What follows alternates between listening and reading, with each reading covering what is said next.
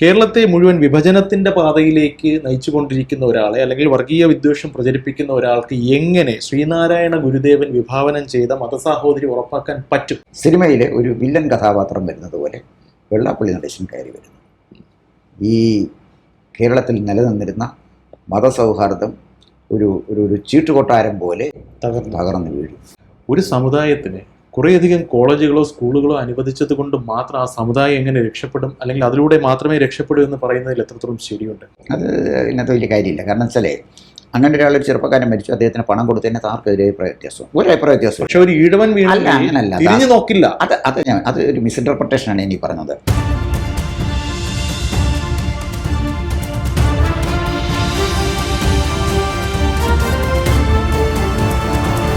നമസ്കാരം. ഇന്ന് ചതയ ദിനമാണ്. ചതയ ദിനം എന്ന് പറയുമ്പോൾ കേരളത്തിലെ ബഹുഭൂരിപക്ഷം വരുന്ന ഈഴവ സമൂഹവും അവരുടെ ഒരു പ്രതിനിധിയായി അല്ലെങ്കിൽ അവരുടെ ഒരു വക്താവായി കാണുന്ന ഒരു നേതാവിനെ കുറിച്ച് സംസാരിച്ചുകൊണ്ട് ഇന്നത്തെ ചർച്ച അല്ലെങ്കിൽ ഇന്നത്തെ ഈ ഒരു ഇന്റർവ്യൂ ആരംഭിക്കാമെന്ന് കരുതുന്നു. ശ്രീ വെള്ളാപ്പള്ളി നടേശൻ, അദ്ദേഹം SNDP യോഗം ജനറൽ സെക്രട്ടറി ആയിട്ട് 30 വർഷത്തോളം പൂർത്തിയായിരിക്കുകയാണ്.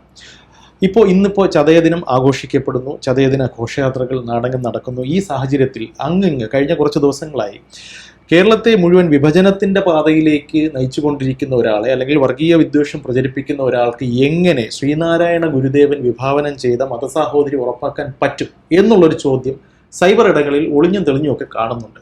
ഈ ഒരു വിഷയം പരിഗണനയ്ക്ക് എടുക്കുകയാണ്. താങ്കളുടെ റീഡിംഗ് പറഞ്ഞുകൊണ്ട് തുടങ്ങാം. യുഗപുരുഷനായ ശ്രീനാരായണ ഗുരുദേവൻ്റെ ജന്മദിനമാണ് ഇന്ന്. ഇന്ത്യൻ സമൂഹത്തിന് മാത്രം അല്ല, ലോകത്തിന് മുഴുവൻ വെളിച്ചം പകരാൻ കഴിഞ്ഞ ശ്രീനാരായണ ഗുരുദേവൻ്റെ ജന്മദിനം ആഘോഷിക്കുന്ന ഈ ചതയ ദിനത്തിൽ എല്ലാ പ്രിയപ്പെട്ട പ്രേക്ഷകർക്കും ചതയ ദിന ആശംസകൾ അറിയിക്കുന്നു. ഇനിയും ഉത്തരത്തിലേക്ക് വരാം. താങ്കൾ ചോദിച്ചത് ശ്രീ വെള്ളാപ്പള്ളി നടേശന് നടത്തിയ സ്റ്റേറ്റ്മെൻറ്റ് കേരളത്തിൽ എങ്ങനെ ഒരു വർഗീയ വിഭജനം ഉണ്ടാക്കും എന്നാണ് ചോദിച്ചിരിക്കുന്നത്.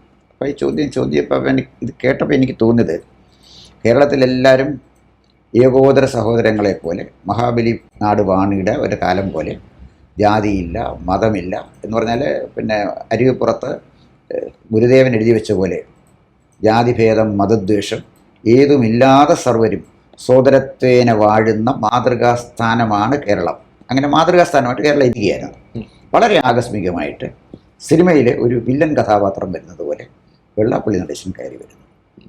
ഈ കേരളത്തിൽ നിലനിന്നിരുന്ന മതസൗഹാർദ്ദം ഒരു ചീട്ടുകൊട്ടാരം പോലെ തകർന്നു വീഴും. ഇതാണ് ഉദ്ദേശിച്ചെങ്കിൽ ഇതൊരു വലിയ അപകടമാണ് ചെയ്തിരിക്കുന്നത്. പക്ഷേ സമകാലിക കേരള സമൂഹത്തെക്കുറിച്ചും ഈ കേരള സമൂഹത്തിൽ ഉണ്ടായിട്ടുള്ള മാറ്റങ്ങളെക്കുറിച്ചും പരിഗണിക്കുമ്പോൾ വെള്ളാപ്പള്ളി നടേശൻ്റെ സ്റ്റേറ്റ്മെൻറ്റ് കൊണ്ടാണ് കേരളത്തിൽ മതസൗഹാർദ്ദം ഇല്ലാതായത്. അതും ഒരു കാരണമാണ് എന്ന് അദ്ദേഹത്തെ വിമർശിക്കുന്നവർ പറയുന്നു.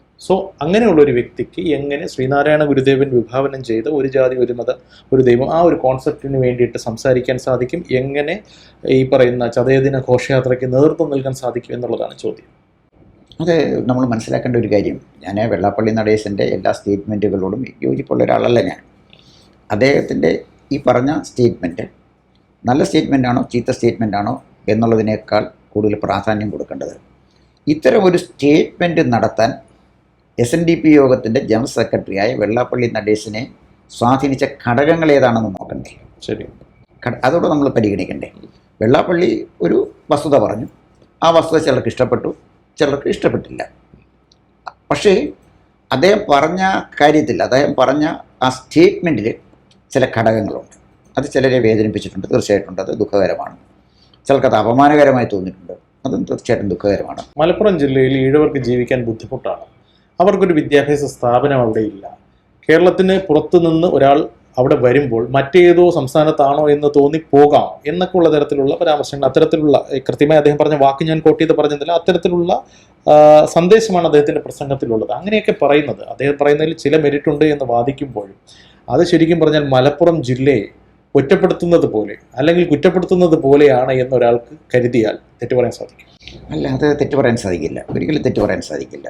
മലപ്പുറം ജില്ലയെ ഒറ്റപ്പെടുത്തുന്നത് പോലോ അല്ലെങ്കിൽ നമ്മുടെ കൺവെൻഷണൽ മതേതര സങ്കല്പങ്ങളെ ഹനിക്കുന്നത് പോലെയാണെന്ന് തോന്നിയ തെറ്റ് പറയണ്ട. പക്ഷേ അതിൻ്റെ ഒരു വശം കൂടെ നമ്മളൊന്ന് നോക്കേണ്ടത്, ഈ നോമ്പ് കാലത്ത് മലപ്പുറത്ത് പോയാൽ നമുക്ക് ഒരു ഗ്ലാസ് വെള്ളം കുടിക്കുക, അസാധ്യമാണ്. പോയിട്ടുണ്ടല്ലോ മലപ്പുറത്ത്. ഞാൻ മലപ്പുറത്ത് പോയിട്ടുണ്ട്. നമ്മുടെ സുഹൃത്തുക്കളുടെ വീട്ടിൽ ചെന്നാൽ അവർ നമുക്ക് ഒരു ഗ്ലാസ് ചായ കൊണ്ടുതരും. വലിയ ആതിഥ്യ മര്യാദ, ഏറനാടൻ ആതിഥ്യ മര്യാദയുള്ള ആളുകളാണ് മലപ്പുറത്തെ മുസ്ലിങ്ങൾ. നമ്മൾ എപ്പോൾ ചെന്നാലും നമ്മളെ വയറ് നിറച്ച് അവർ ആഹാരം തരും. പക്ഷേ നോമ്പ് സമയത്ത് ഒരു ഹോട്ടലും തുറക്കത്തില്ല, എല്ലാം അടച്ചിട്ടിരിക്കുകയാണ്. ഒരു ഹോട്ടൽ തുറക്കാൻ ഒരു കാലഘട്ടത്തിൽ സമ്മതിക്കുമായിരുന്നില്ല. അപ്പോൾ അങ്ങനെയൊക്കെ ചില പ്രശ്നങ്ങൾ മലപ്പുറത്തുണ്ട്. അതുപോലെ തന്നെ മലപ്പുറത്തെ ലീഗിൻ്റെ സാന്നിധ്യമാണ് സത്യത്തിൽ മലപ്പുറത്തെ ഒരു ജനാധിപത്യ സംസ്കാരം നിലനിർത്താൻ സഹായിച്ചത്. തീവ്രവാദ പ്രവർത്തനങ്ങൾ മലപ്പുറത്ത് വരുന്നത് തടയുന്നതിൽ ലീഗിന് വലിയൊരു പങ്കുണ്ട് എന്ന് പറഞ്ഞാൽ, മലപ്പുറത്ത് ഒരു ന്യൂനപക്ഷങ്ങളുടെയെങ്കിലും മനസ്സിൽ, ന്യൂനപക്ഷ മുസ്ലിങ്ങളുടെയെങ്കിലും മനസ്സിൽ തീവ്രവാദ ചിന്തകളുണ്ട് എന്ന യാഥാർത്ഥ്യം നമ്മൾ മറന്നിട്ട് കാര്യമില്ല. കാരണം 1921 വർഗീയ കലാപം, മാപ്പിള ലഹള നടന്ന സ്ഥലമാണ് മലപ്പുറം. പിന്നെ അതിനെ കാർഷിക കലാപമാക്കി, സ്വാതന്ത്ര്യ സമരമാക്കി, KN പണിക്കരെ പോലെയുള്ള ചരിത്രം എഴുതുന്ന ആളുകൾ, ചരിത്രകാരൻ ഞാൻ KN പണിക്കരെ വിളിക്കത്തില്ല, ചരിത്രം എഴുതുന്ന ആളുകൾ, ആധാരം എഴുത്തുകാരനെ പോലെ ഒരാൾ, അദ്ദേഹം അത് എഴുതി കൊടുത്തു. നമ്മുടെ മുൻ മന്ത്രി ജലീലിന്റെ പ്രബന്ധം, ഗവേഷണ പ്രബന്ധം തന്നെ അതായിരുന്നു, മലബാർ കലാപത്തെ കുറിച്ചായിരുന്നു. അദ്ദേഹം മറ്റേ ഇയാളെ കുറിച്ചാണ്, പിന്നെ വാര്യംകുന്നത്തിനെ കുറിച്ചാണ് അത് ചെയ്തത്. വാര്യംകുന്നം ദേശസ്നേഹിയായിട്ടൊന്ന് കാണിച്ചുകൊണ്ടൊരു സിനിമ എടുക്കാൻ വന്നില്ലയോ, പൃഥ്വിരാജ്. അപ്പം ഞാൻ പറഞ്ഞു വന്നത്, അപ്പോൾ ഈ സിനിമാക്കാർ, ചരിത്രകാരന്മാർ, പത്രക്കാർ, ഇവരൊക്കെ ആ കാലഘട്ടത്തിലുണ്ടായിരുന്ന ഒരു വർഗീയ കലാപത്തെ വെള്ളപൂശാൻ ശ്രമിച്ചിരിക്കുന്ന ആളുകളാണ്. അപ്പോൾ ഇതിപ്പോൾ ഇന്ന് സോഷ്യൽ മീഡിയയുടെ കാലമാണ്. KN പണിക്കർ ഒരു ചരിത്ര പുസ്തകം എഴുതിയാൽ ഞാനത് വായിച്ചിട്ട് ഞാൻ അവനോട് വലിച്ചെറിഞ്ഞ് കളയത്തേ ഉള്ളൂ. ഞാൻ 30 കൊല്ലം പിന്നെ ചരിത്രം പഠിപ്പിക്കാൻ പോയവനാണ്, ഇന്നും ഒരു ചരിത്ര വിദ്യാർത്ഥിയാണ്. പക്ഷേ KN പണിക്കരുടെ ഈ മാപ്പിള ലഹളയെക്കുറിച്ചുള്ള കലാപം വായിക്കുമ്പോൾ, അദ്ദേഹത്തിൻ്റെ പുസ്തകം വായിക്കുമ്പോൾ, എനിക്ക് ഒരു ചരിത്രകാരൻ എന്നുള്ളതിൽ KN പണിക്കരോട് തോന്നിയ അവജ്ഞയാണ്. അപ്പോൾ കേരളത്തിലെ ചരിത്രകാരന്മാരെ കുറിച്ച് പറഞ്ഞാൽ, മോൺസൺ മാവുങ്കലിൻ്റെ പിന്നെ ഫാബ്രിക്കേറ്റഡ് ചെമ്പോല വായിച്ച പറഞ്ഞ ആളാണ് രാഘവ വാര്യർ. അദ്ദേഹം പറഞ്ഞത് ഭയങ്കര വഴക്കമുള്ളതാണെന്ന് പറഞ്ഞു. പിന്നെ മോഹൻസൻ മാവുങ്കൽ പറഞ്ഞത് ഞാൻ ഫാബ്രിക്കേറ്റ് ചെയ്തതാണെന്ന് പറഞ്ഞു, നമ്പിയുടെ വിളക്ക് കണ്ട പോലെ. അപ്പോൾ അദ്ദേഹത്തിൻ്റെ കൊടുത്തായിരുന്നെങ്കിൽ അദ്ദേഹം പറഞ്ഞത് ഇതാ ശരിയാ, അന്നത്തെ കാലഘട്ടത്തിലെ വിളക്കാന്ന് പറഞ്ഞു. ഞാൻ പറഞ്ഞത് ഇതൊന്നും അർത്ഥമില്ലാത്ത കാര്യമാണ്. ഇവരൊന്നും ബഹുമാന്യരെ അല്ല. പണം കൊടുക്കുമോ, സ്ഥാനത്തിൽ ഒരു യൂണിവേഴ്സിറ്റി വൈസ് ചാൻസലറോ ഒരു സിൻഡിക്കേറ്റ് മെമ്പറോ ഒക്കെ കൊടുത്താൽ വിലയ്ക്ക് വാങ്ങിക്കാൻ കഴിയുന്ന അക്കാദമിക് ബുദ്ധിജീവികളെ ഉള്ളൂ കേരളത്തിൽ. അതിനപ്പുറം ഒന്നുമില്ല. ഇപ്പോൾ MGS നാരായണനെ പോലെ വ്യത്യസ്തമായ നിലപാടുള്ള ചരിത്രകാരന്മാർ 1-2 പേര് കേരളത്തിലുണ്ട്, ഇല്ലാന്നൊന്നും ഞാൻ പറയുന്നില്ല. പക്ഷെ ബാക്കിയൊക്കെ എല്ലാം പാഴ്ജന്മങ്ങളാണ്. അതിന് വലിയ കാര്യമില്ലെന്ന് ഞാൻ പറഞ്ഞു വന്നത്. അപ്പോൾ ഇവിടെ ഇവരൊക്കെ ഉണ്ടാക്കി വെച്ചൊരു സാങ്കല്പിക ചരിത്രം, ഒരു സാങ്കല്പിക ലോകം, അവിടേക്കാണ് വെള്ളാപ്പള്ളി കടന്നു വരുന്നത്. വെള്ളാപ്പള്ളി ഒരു സത്യം പറഞ്ഞെങ്കിലും അതൊരു അപ്രിയമായ സത്യമായിപ്പോയി. അദ്ദേഹം പറഞ്ഞതിൻ്റെ കാര്യം, ഈ ഈഴവ സമുദായത്തിന് അർഹമായ ഒരു അംഗീകാരം വിദ്യാഭ്യാസ രംഗത്ത് കൊടുക്കാൻ ഇവിടെ മാറി മാറി വിദ്യാഭ്യാസ വകുപ്പ് ഭരിച്ച പാർട്ടികൾക്ക് കഴിഞ്ഞില്ല. അദ്ദേഹം സത്യമാണ് പറഞ്ഞത്. കാരണം മലപ്പുറത്ത് അവർക്കൊരു സ്കൂൾ കൊടുത്തിട്ടില്ല. PJ ജോസഫിൻ്റെ കാലഘട്ടത്തിലെ 100-120 സ്കൂളുകൾ, സ്വകാര്യ സ്കൂളുകൾ അന്വേഷിച്ചു കൊടുത്തു. ഒരു സ്കൂൾ എങ്ങാണ്ടാണ് SNDP യോഗത്തിന് കൊടുത്തത്. 27% ജനസംഖ്യയുള്ള ഒരു സമുദായമാണ് SNDP യോഗം, നമുക്ക് മറക്കാൻ പറ്റൂ. അവർ കൊടുത്തില്ല. പക്ഷേ ഞാനതൊന്ന് പൂർത്തിയായിക്കോട്ടെ. പക്ഷേ വെള്ളാപ്പള്ളി നടേശൻ അത്ര മോശമെന്ന് പറയാനൊക്കത്തില്ല. അടുത്ത പ്രാവശ്യം തൊടുപുഴ വന്നപ്പോൾ അദ്ദേഹം നേരെ തന്നെ പ്രഖ്യാപിച്ചു എന്ത് വില കൊടുത്തും PJ ജോസഫിനെ തോൽപ്പിക്കുമെന്ന്.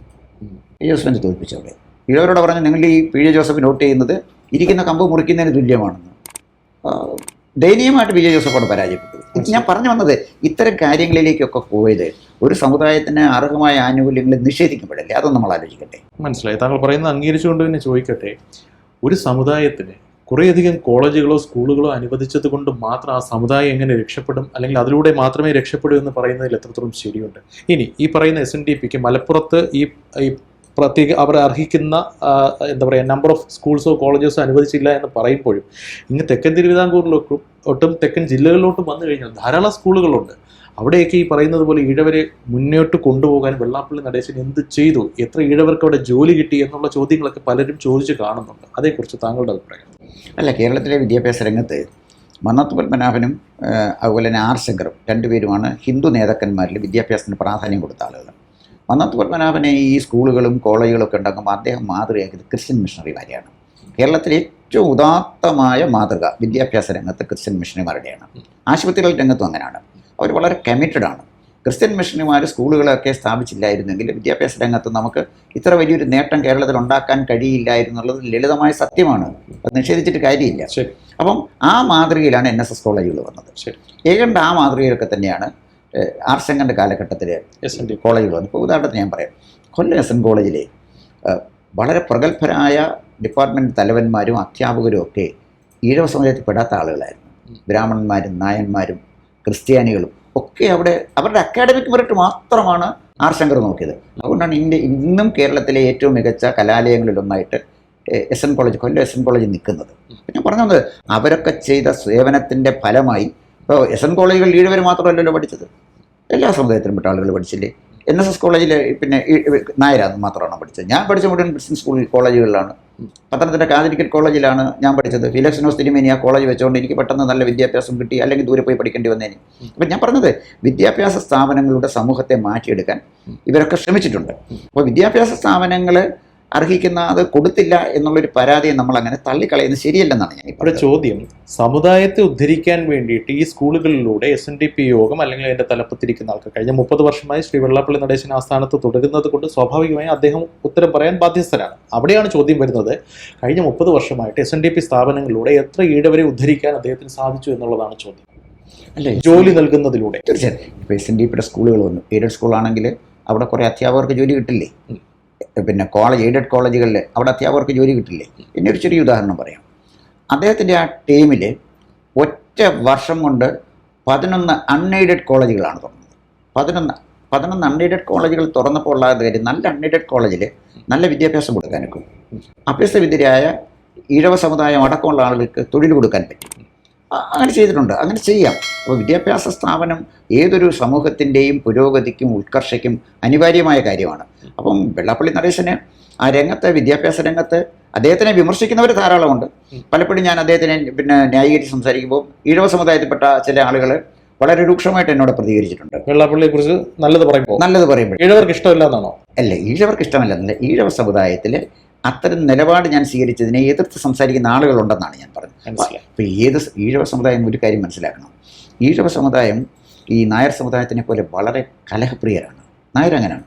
ഒരു നായർക്ക് വേറെ നായരെ കണ്ടു. അതുപോലെ കലഹപ്രിയരാണ്. അത്രയും പേരെ ചേർത്ത് പിടിച്ച് മന്നത്ത് പത്മനാഭൻ ഈ NSS സ്ഥാപിച്ചെങ്ങനെയാണെന്നൊരു അത്ഭുതമാണ്.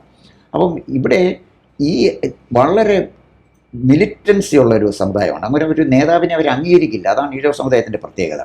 ഒരു നേതാവിനെ അംഗീകരിക്കാൻ വലിയ ബുദ്ധിമുട്ട്. ശങ്കറിനെ പോലും അംഗീകരിച്ചില്ല. പക്ഷേ അതേ ഈഴവ സമുദായത്തിന്റെ തലപ്പത്ത് വെള്ളാപ്പള്ളി നടേശൻ 30 വർഷമായിട്ട് തുടരുന്നു. അതെങ്ങനെയെന്നൊരു ചോദ്യം വരുന്നുണ്ട്. താങ്കൾക്ക് എന്ത് തോന്നുന്നു? അതാണ് ഞാൻ പറഞ്ഞത്.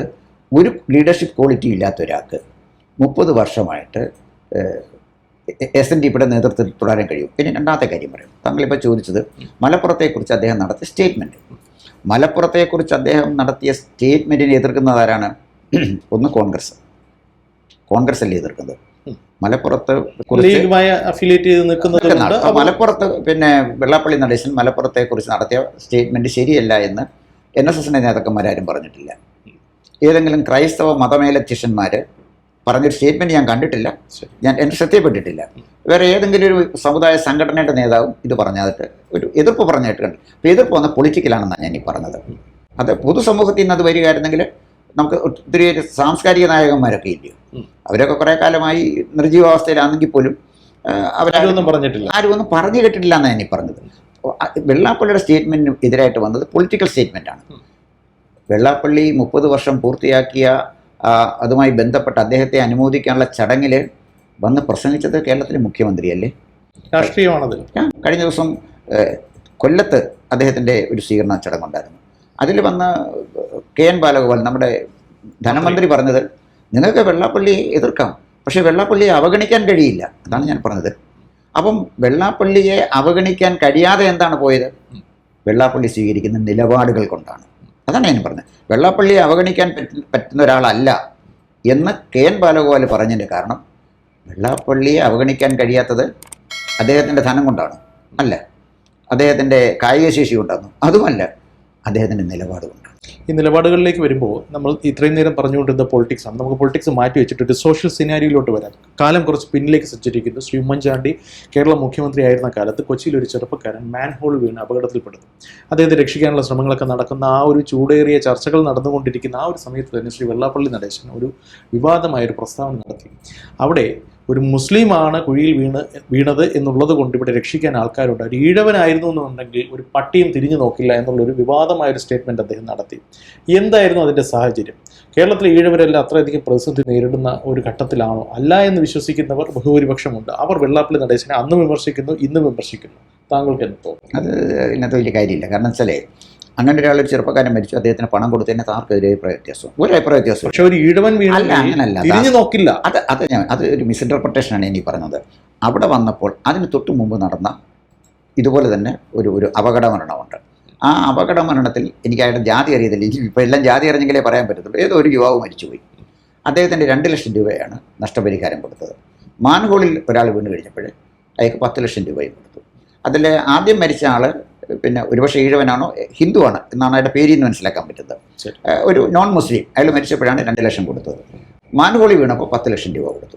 അപ്പോൾ അതിനകത്ത് ആ ധനസഹായത്തിലെ ഒരു വേർതിരിവ് ഒരേപോലെ ഉണ്ടായ 2 അപകടങ്ങൾ. 2 അപകടത്തിൽ ഗവൺമെൻറ് കാണിച്ച ഒരു നീതികേട്, അത് വെള്ളാപ്പള്ളി പറഞ്ഞതിനകത്ത് തെറ്റെന്താന്ന് എനിക്ക് മനസ്സിലായില്ല. ഒരുത്തിന് 2 ലക്ഷം രൂപ, വേറൊരാൾക്ക് 10 ലക്ഷം രൂപ. ഒരു വിമാനത്തിൽ സഞ്ചരിക്കുക, ഇന്ന സമുദായത്തിൽപ്പെട്ടവർക്ക് ഇന്ന നഷ്ടപരിഹാരം, ഇന്ന സമുദായത്തിൽപ്പെട്ടവർക്ക് ഇന്ന നഷ്ടപരിഹാരം വെച്ച് കൊടുത്താൽ അത് നമ്മൾ വായി വെള്ളം ഒഴിച്ചു കേട്ടോണ്ടിരിക്കണം. അത് നടക്കില്ല. അത് ഞാൻ പറഞ്ഞു വന്നത് ഇവിടെ കൃത്യമായി അന്വേഷകന് കാര്യം മനസ്സിലാക്കേണ്ടത്, ഇതിനെ ഈ വരികൾക്കിടയിലൂടെ വായിച്ചാൽ ഒരു വലിയ മാറ്റമുണ്ട്. എന്താ കാര്യം എന്ന് ചോദിച്ചാൽ, ഈ കുറേ കാലമായിട്ട് കേരളത്തിൽ ഭൂരിപക്ഷ സമുദായം അവഗണിക്കപ്പെടുകയാണ്. ഭൂരിപക്ഷ സമുദായത്തിൽ ജനസംഖ്യ മുന്നേ നിൽക്കുന്ന ഈഴവ സമുദായം 27%. അപ്പം ഈ അവഗണിക്കപ്പെടുന്ന ഭൂരിപക്ഷ സമുദായം പല രംഗത്തും അവർ അവഗണിക്കപ്പെട്ടുകൊണ്ടിരിക്കുകയാണ്. അവരുടെ ക്ഷേത്രങ്ങളുടെ കാര്യത്തിൽ, അവരുടെ വിശ്വാസങ്ങളുടെ കാര്യത്തിൽ, അവരുടെ ആചാരങ്ങളുടെ കാര്യത്തിൽ, അവർ സമ്പത്തിൻ്റെ കാര്യത്തിൽ, അവരുടെ സ്ത്രീകളുടെ അഭിമാനത്തിൻ്റെ കാര്യത്തിലൊക്കെ ഒരുപാട് പ്രശ്നങ്ങൾ ഇവിടെ നേരിടുന്നുണ്ട്. അതൊരു സത്യമത്താം. ഇതൊന്നും കണ്ടില്ലെന്ന് അടിച്ചിട്ട് എന്താ കാര്യമിരിക്കുന്നു? അപ്പം അവിടെ ഇതിനെതിരെ അദ്ദേഹം ഒരു നിലപാട് സ്വീകരിച്ചപ്പോഴെന്താണ് സംഭവിച്ചതെന്ന് വെച്ചാൽ കാത്തിരുന്ന് കാണുക.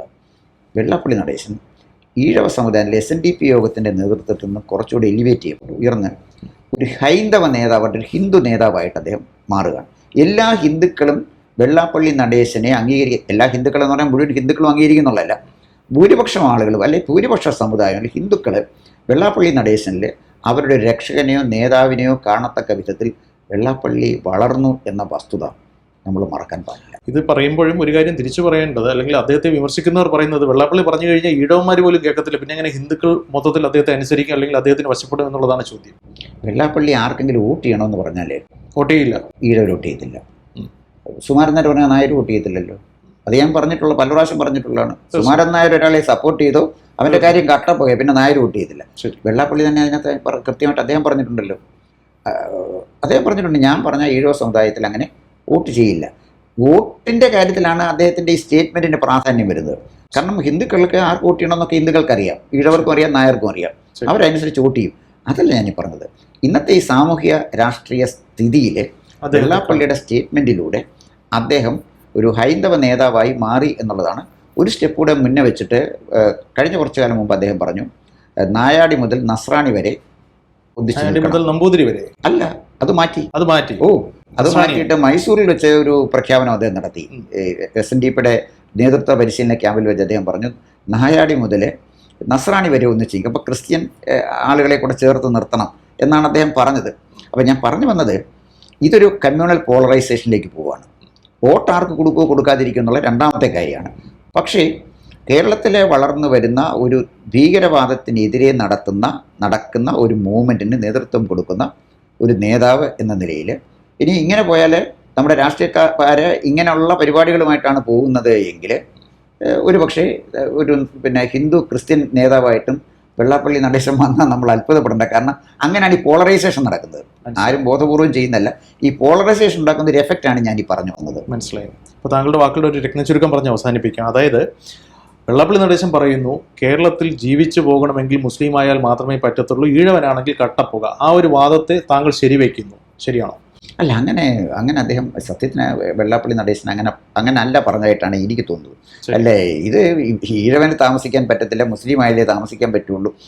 അതിനേക്കാൾ ഉപരിയായിട്ട് കേരള സമൂഹത്തിൽ നിൽക്കുന്ന ചില വിവേചനങ്ങൾ, അതുമായി ബന്ധപ്പെട്ട് അദ്ദേഹം നടത്തിയ ചില സ്റ്റേറ്റ്മെൻറ്റുകൾ ഭൂരിപക്ഷ സമുദായത്തെ വെള്ളാപ്പള്ളി നടേശൻ്റെ അഭിപ്രായത്തോട് അടുത്ത് കൊണ്ടുവരുന്നു. ഇപ്പോൾ ഒരു കാര്യം ഞാൻ പറയാം, ഈഴവ സമുദായത്തിൽ തന്നെ അദ്ദേഹം നടത്തിയ സ്റ്റേറ്റ്മെൻറ്റിനെ ശക്തമായി എതിർക്കുന്ന ആളുകളുണ്ട്.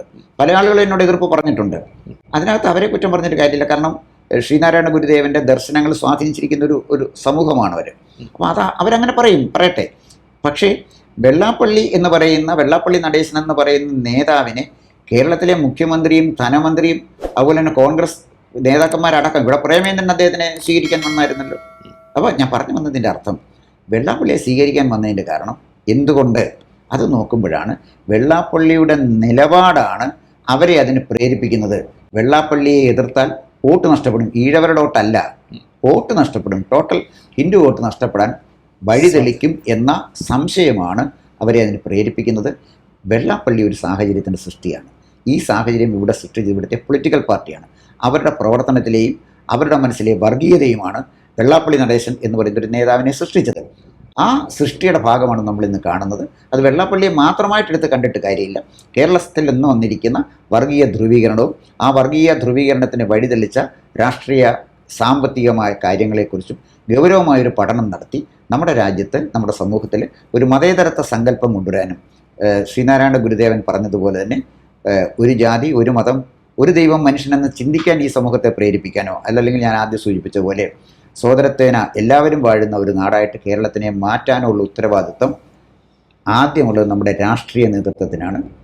അവരെ കാലത്തിൻ്റെ ചുവരെടുത്ത് വായിക്കണം. അങ്ങനെ വരുമ്പോൾ ഇത്തരം സ്റ്റേറ്റ്മെൻറ്റുകൾ ഉണ്ടാവില്ല. അഥവാ അത്തരൊരു സ്റ്റേറ്റ്മെൻറ്റ് അനവസരത്തിലുണ്ടായാൽ അർഹിക്കുന്ന അവജ്ഞയോടുകൂടി അത് തള്ളിക്കളയാനുള്ള ഒരു പ്രാപ്തി കേരള സമൂഹം, അല്ലെങ്കിൽ ഒരു കഴിവ്, അല്ലെങ്കിൽ ഒരു ധൈര്യം കേരള സമൂഹം കാണിക്കുകയും ചെയ്യും. മനസ്സിലായി. കൂടുതൽ വാർത്തകളും വിശേഷങ്ങളും നേരിട്ട് ലഭിക്കാൻ ജനങ്ങളിൽ നിന്ന് ജനങ്ങളിലേക്ക് ജനഭൂമി ന്യൂസ് സബ്സ്ക്രൈബ് ചെയ്യൂ. ബെൽ ബട്ടൺ അമർത്താനും മറക്കരുത്.